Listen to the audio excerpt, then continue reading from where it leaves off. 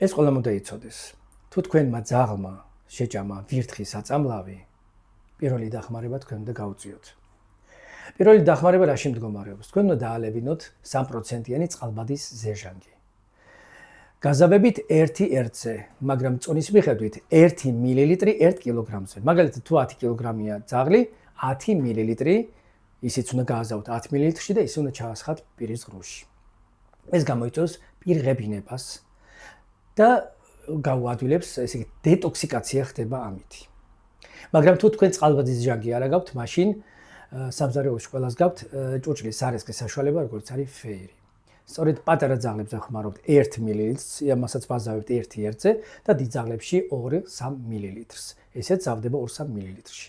სწორედ ასეთი მეთოდით ჩვენ ვახდენთ კუჭის ამორეცხვას და ახლად შეჭმულ, ესე იგი, ვირთხის საწამლავის გამოდევნას ვახდენთ კუჭიდან.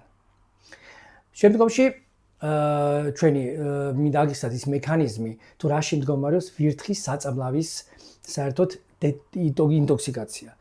ვირთხის საწამლავს ახასიათებს ანტიკოაგულაცია, ესე იგი, სისხლის გათხელება, რაც საბოლოო ჯამში იწვევს სისხლის დენას და ასე იხოცკდება ვირთხა და მოწამლული ძაღლი სამწუხაროდ. სწორედ ამის საწინააღმდეგო საშუალება ეს არის ანტიდოტი ამჯერად K1, რომელსაც ქვია კანავიტი.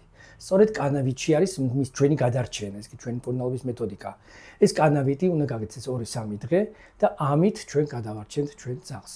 თუმცა ეს არ ნიშნავს, რომ ამით შემოიფარგლა ყველაფერი, უნდა მიმართოთ რა თქმა უნდა კლინიკას. კლინიკაში უნდა გაგდეს ბიოქიმიური ანალიზები, მკურნალობა და ასე შემდეგ და ასე შემდეგ. აბა გამოჯანმრთელებას უსურვებთ თქვენს უგოებს.